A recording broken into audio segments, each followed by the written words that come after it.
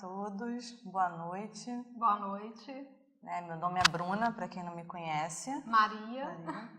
A gente está aqui no Instituto de Neurociências Aplicadas, e como a gente já tinha anunciado, hoje a gente vai falar um pouco de como a neurociências ela vem ajudando e como ela pode ajudar no desempenho, não só no trabalho, como também no esporte. De uma forma geral, como é que ela pode interferir no desempenho, o que é mito, o que é verdade.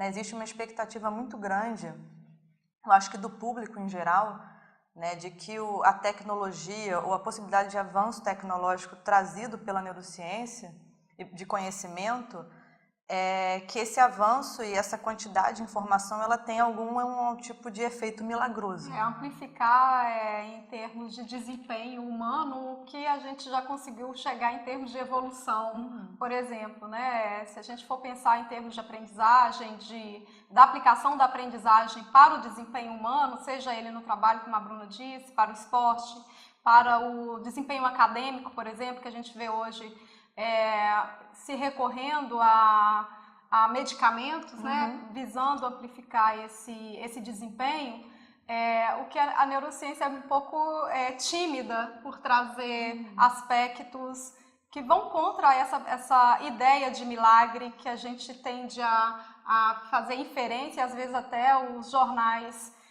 tendem de uma forma um pouco... Por talvez desconhecimento, de divulgar que algumas situações em termos de desempenho seja possível. E a gente vai tentar abordar aqui um pouco quais são os pontos que existem hoje em dia, que são falados, o que é realmente razoável e possível de ser usado e o que não, o que é muito realmente esse sensacionalismo, vira mito. A gente vê, provavelmente alguns de vocês já entraram em contato com livros que falam sobre como usar 100% do cérebro. Outro dia eu me deparei com como turbinar 300% o cérebro, mas o que seria esse 100%? O que seria esse 300%? Isso é possível? É viável ou realmente é um título que vai vender informação, mas não vai trazer nada de novo para quem realmente compre ou adquira esse material? E aí, dentre os pontos que a neurociência está inserida, a gente pode falar de dois principais.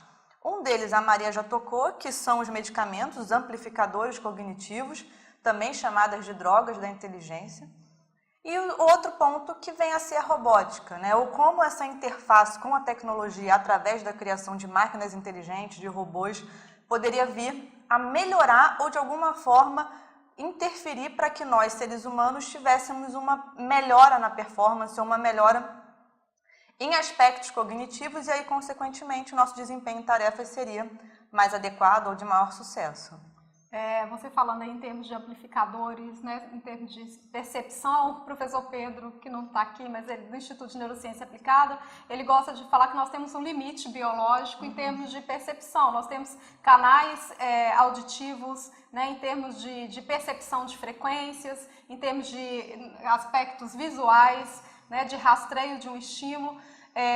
Em algumas circunstâncias a gente consegue avançar um pouco, mas perdendo em termos de processamento da informação via realmente alguns medicamentos, drogas ilícitas inclusive. Se você amplifica um pouco esses canais de percepção sensorial, em contrapartida você perde em ganhos em termos de processamento da informação, que seria a aprendizagem. Em última instância, eu só consigo amplificar algo para aplicação em termos de rendimento e desempenho real quando eu adquiro aprendizagem diante da habilidade. Então, ou seja, a performance vem a partir da habilidade, a partir da aprendizagem. E esse é um tema que ele é interessante porque ele vem trazer muito essa fantasia nossa, que eu acho que atravessa toda a história da humanidade, que é a busca de respostas rápidas e efeitos rápidos. Então, o medicamento, tem até um filme interessante que não tem a ver com desempenho no esporte nem no trabalho, mas tem a ver com essa fantasia em torno de medicamentos, por exemplo, que é a geração Prozac, onde supostamente os antidepressivos eles viriam como droga da felicidade. Da mesma forma, agora se tenta pegar todas as drogas que supostamente ampliariam ou permitiriam uma melhora da atenção, uma melhora de aspectos cognitivos, e se coloca elas como droga da inteligência que vai né, que poderia, de uma certa forma, melhorar o indivíduo ou deixar o indivíduo mais apto a receber informações. Eu acho que eu comentei sobre esse documentário aqui na última live que a gente fez, que foi sobre TDAH, que é o Take Your Pills, né, que está no Netflix. E ele fala basicamente de uma anfetamina, que é um medicamento mais usado nos Estados Unidos para tratamento do TDAH, né, aqui é o metilfenidato, né, que é a substância psicoativa, e nos Estados Unidos é o Adderall, que é uma anfetamina. E aí alguns estudos foram feitos em alguns laboratórios lá para ver realmente o efeito. Em termos cognitivos não houve nenhuma melhora, mas tem a sensação, é muito um efeito placebo, e no esporte ele propicia uma maior resistência à dor, né, uma diminuição do cansaço, isso por consequência faz com que a pessoa treine mais. E o treinamento de fato é o que melhora o desempenho. Né? Essa questão até dessa percepção alterada, né, que realmente os medicamentos e talvez alguns recursos que você utilize para amplificar esses canais sensoriais, ele leva a esse juízo de desempenho a curto prazo, mas ele não se sustenta a longo prazo, que se sustentaria com o treinamento que te levaria à aprendizagem, à automatização da tarefa. Então, quando a gente pensa em termos de aplicação, né, que a neurociência, além dela mostrar esses efeitos do medicamento, interface mente-máquina, seria realmente os processos de aprendizagem, que entraria aí no caso a atenção, como sendo eu alocar a minha atenção, e você tem que se pensar que a gente está num mundo em que esses estímulos sensoriais, as pessoas pulam de um estímulo para outro, e essa quebra em termos de distratores sensoriais, elas impedem que ela tenha um foco em termos de atenção sustentada naquele estímulo no tempo adequado para que ela consiga aferir informações e posteriormente ela tem um raciocínio adequado, ela tem uma tomada de decisão adequada em relação àquele estímulo que está sendo apresentado, dentro de um contexto em que não se aceita ou não se permite, desde muito precoce, né, se a gente for pegar as crianças, elas já estão sendo exacerbadas em termos de estímulos sensoriais e elas pulam. Né? Recentemente eu estava vendo a minha sobrinha domingo, vendo canais de filmes no YouTube, ela não dá conta de assistir um filme completo, ela pula, né, de trechos de filme para outro, ou seja, esses distratores sensoriais, eles são hoje em dia o principal empecilho para que as pessoas tenham um desempenho adequado na execução de qualquer tarefa. Então, quando você vê empresas, elas buscando, a partir de estudos que as neurociências vêm apresentando, eu acredito que o mais sensato seria realmente uma regulação desses comportamentos em relação à tarefa que é executada. Você imagina uma pessoa que exerce uma atividade de alto risco. Se ela tem um desequilíbrio em termos de rastreio sensorial para a execução da tarefa, vai levar a índices, né, em termos de acidentes de trabalho, e a gente vê isso em termos de estudos demográficos, como que vem aumentando os acidentes de trabalho no mundo. Outra característica em termos de distratores são as questões emocionais. Né? Eu estou sempre soberbado de informações, de compromissos para ser executado e acaba sendo um empecilho também para o meu desempenho. Então, esse viés em termos de estímulos sensoriais exacerbados e eu sendo exigida a ficar pulando de um estímulo para o outro, e esse distrator emocional me parece que é o principal empecilho para o desempenho humano atualmente. E Maria, o Márcio ele fez uma pergunta, né? Ele quer saber como é que o cérebro processa o prazer na prática do esporte. E aí é interessante porque é uma pergunta extremamente ampla, né? Você falou agora nas emoções, né? E é claro que a emoção ela vai regular, ou o prazer e desprazer ele vai regular de uma certa forma o quanto a pessoa vai se envolver na prática. E aí, na verdade, lendo essa pergunta, eu me lembrei de um estudo que ele na verdade é um estudo que está até partindo do princípio de que a emoção não participa muito. Nossa. Né? Pois é. Não que não participe, mas eles pelo menos não levam em consideração o fator prazer, pelo menos. Né? Que é um artigo que ele foi publicado no Plus One, já tem uns 4 anos. E o que eles tentam fazer? Né? Claro, a gente não consegue, talvez ele seja até um exemplo do que se busca nas neurociências, mas o que não é possível ainda trazer para o dia a dia. Que seria um upload de informação, ou seja, eu aprenderia a jogar um videogame, no caso eles usam aquele Flight Simulator, né? Que é para normalmente quem gosta de aviação, de voar, brinca, né? Ou joga esse videogame, esse jogo. E aí eles pegam pilotos especialistas, que já são experts nesse jogo, além de pilotar na prática, eles têm acesso ao jogo, pegam atividade cortical em situações específicas desses jogadores, desses sujeitos, né, que seria o grupo experimental, e com uma tecnologia, isso tudo com a eletroencefalografia e com um outro equipamento chamado TDCS, que é um estimulador mais de ondas curtas, eles simulam essas mesmas frequências no cérebro de novatos durante o jogo. E aí eles conseguiram encontrar que esse grupo teve uma melhora de desempenho no jogo quando comparado com o grupo controle que não teve essa estimulação. Tentando demonstrar de uma certa forma que a gente seria capaz, ao aperfeiçoar esse conhecimento, de colocar uma informação ou de mimicar uma informação no cérebro de alguém ou no cérebro de outras pessoas de acordo com entender com que frequência aquilo participa. É interessante porque você acaba esquecendo um pouco o papel da emoção. Né? Você resume a aprendizagem a uma oscilação de frequências em áreas específicas. E a gente tem que pensar que nesse modelo que você colocou é um ambiente muito controlado de laboratório. E a emoção, normalmente, ela está associada, o prazer ou o desprazer, a uma situação muito dinâmica. E que é mais difícil, inclusive, de você conseguir demonstrar em termos de variáveis num experimento talvez desse tipo.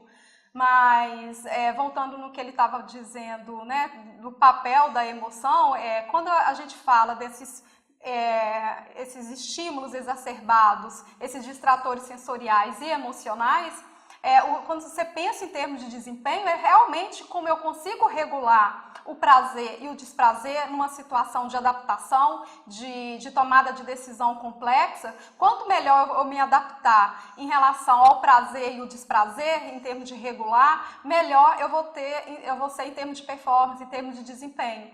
Ou seja, a tomada de decisão rápida em termos de regulação dessas variáveis é que vai ter inferência também em termos de desempenho. E é de uma certa forma, né, pensando nisso, que a gente chega até a conclusão, depois de várias leituras e de prestar atenção um pouco nesse tema, que grande parte do conhecimento ele passa justamente por entender como a gente funciona e não criar métodos ou estratégias milagrosas. Para a gente se adequar a modelos. É o que se faz muito hoje em dia. A gente está cada vez mais caminhando para... E aí, se você para pensar, né, cada ano, ou isso, claro, vai encurtando, né? Agora, cada mês surge uma nova estratégia. Se você praticar isso, você vai se sentir melhor, ou você vai conseguir ter um melhor desempenho. Quando, na verdade, não tem um segredo. O próprio aspecto da modulação da emoção vai demonstrar que não tem uma regra que sirva para todos. Apesar da gente buscar essa regra de bolo, né, ou essa receita de bolo. Mas o ajuste de como cada um vai conseguir, a partir do conhecimento de como funciona o cérebro, de como se perceber que aí entra a questão inicial que a gente falou dos amplificadores perceptivos, ela é importante, mas desde que seja ajustada às suas condições necessárias em termos ambientais, em termos de ajuste, seja de comportamento, emoção, a questão da atenção empática, que é a atenção compartilhada, como eu compartilho a minha atenção com o outro, com o ambiente, comigo mesmo, né, em termos de, vamos dizer, uma meta-reflexão, em termos de atencionais, eu vou conseguir fazer esse ajuste rápido, aí que vem a tomada de decisão, que vem sendo estudado hoje em termos de performance no esporte, no trabalho e em aprendizagem, e até na economia, tomada de decisões adequadas, sensatas, funcionais para a atividade que eu venho exercer. E lembrando, né, e pensando nisso que você falou, né, até que você lembrou um pouco antes e repetiu agora, que é a limitação dos sensores. Eu nunca vou ter uma visão de um gato no escuro, mas eu posso construir um equipamento que é um óculos de visão noturna, mas fisicamente, o meu organismo, ele tem um limite.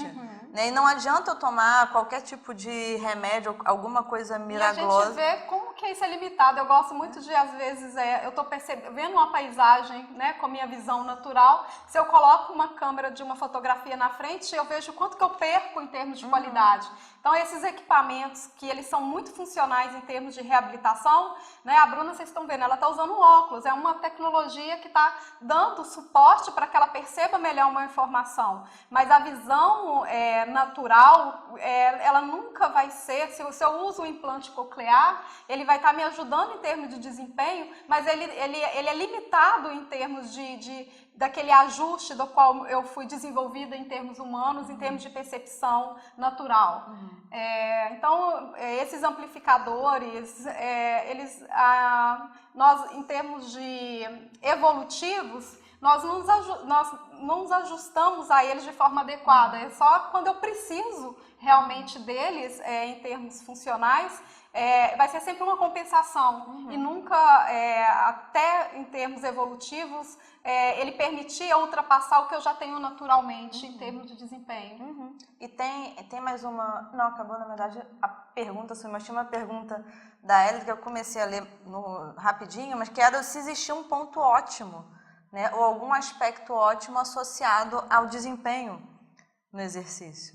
Né? E aí eu posso ampliar isso para exercício e prática do esporte, né? Que tem muito a ver com isso que a gente falou desde o início, que está sendo deixado de lado.